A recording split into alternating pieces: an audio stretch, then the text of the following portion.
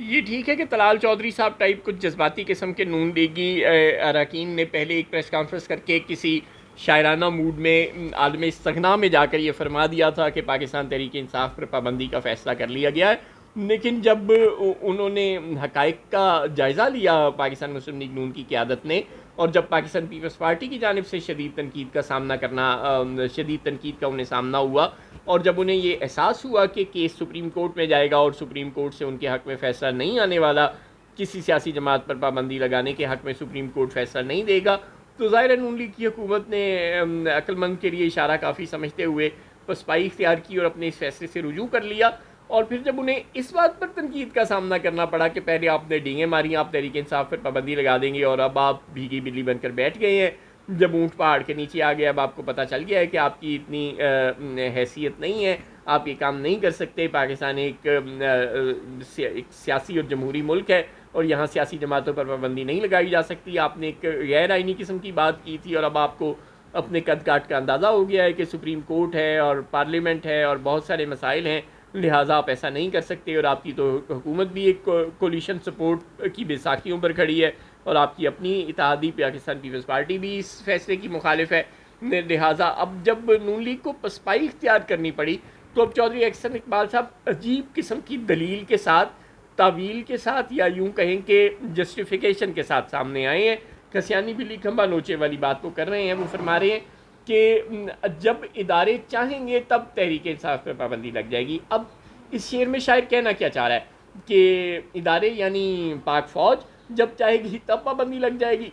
یعنی وہ مان رہے ہیں کہ اسٹیبلشمنٹ کی جانب سے انہیں کسی جھڑکی کا سامنا کرنا پڑا ہے کہ اسٹیبلشمنٹ نے چوئی صاحب کو کہا ہے کہ نہیں یہ پابندی نہیں لگانی اور وہ پیچھے ہٹ گئے ہیں، یا وہ یہ کہہ رہے ہیں کہ سپریم کورٹ جب چاہے گا پابندی لگ جائے گی۔ تو بھائی سپریم کورٹ تو چاہے گا ہی کیوں؟ ظاہر اداروں سے دو ہی مراد ہو سکتی ہے، یا سپریم کورٹ آف پاکستان یا پاک فوج، جسے عرف عام میں کوڈ ورڈز میں ادارہ کہا جاتا ہے۔ تو اگر چوئی صاحب یہ الزام پاک فوج پر لگا رہے ہیں کہ اس نے انہیں منع کیا ہے، تو اس کا مطلب چوئی صاحب یہ تسلیم کر رہے ہیں کہ فوج سیاست میں مداخلت کر رہی ہے۔ تو کیا اب ہم ایکسپیکٹ کریں کہ آئی ایس پی آر سے چوئی صاحب کے خلاف کوئی بیان آئے گا، یا چوئی صاحب خود ہی وضاحت کر دیں گے کہ نہیں نہیں اس شعر میں ان کی مراد پاک فوج کی طرف اشارہ کرنا نہیں تھا؟ اور اگر چودھری صاحب یہ کہہ رہے ہیں کہ جب سپریم کورٹ چاہے گا تو یہ پابندی لگ جائے گی، تو بھائی سپریم کورٹ ایسا کیوں چاہے گا؟ سپریم کورٹ کا کیا دماغ خراب ہے کہ وہ ایک سیاسی اور جمہوری ملک میں کسی سیاسی جماعت پر پابندی لگا دے؟ یا تو آپ سپریم کورٹ کے پاس ثبوت لے کر چلے جائیں کہ تحریک انصاف ایک دہشت گرد جماعت ہے، اس نے فلاں جگہ بم دھماکہ کیا ہے، فلاں جگہ خودکش حملہ کیا ہے، فلاں جگہ فائرنگ کی ہے، پھر تو چلے بات سمجھ میں آتی ہے کہ سپریم کورٹ آپ کی کسی بات کو مانے گا۔ لیکن جب آپ ایسا کچھ ثابت ہی نہیں کر سکتے، جب تحریک انصاف کا جو لیڈر ہے وہ جیل میں ہے اور وہ اپنے جو کارکنان ہیں ان سے رابطے میں ہی نہیں ہے، اور انہیں ایسا کوئی آرڈر ہی نہیں دے سکتا دہشت گردی کا، اور ملک میں تحریک انصاف کے ایما پر کسی جگہ کوئی دہشت گردی ہوئی نہیں، تو ظاہر ہے سپریم کورٹ تو یہ پابندی لگانے سے رہا۔ تو اب آپ کیا چاہ رہے ہیں؟ اداروں سے شکوہ کر رہے ہیں کہ ادارے آپ کو اجازت نہیں دے رہے، آپ کے راستے میں خلل ڈال رہے ہیں، اور آپ چونکہ میدان میں مقابلہ نہیں کر سکتے تحریک انصاف کا، ووٹ دے کر اس کو نہیں ہرا سکتے، تو اب آپ یہ چاہتے ہیں کہ ادارے آپ کے ساتھ کوآپریٹ کریں، یعنی آپ کو ایک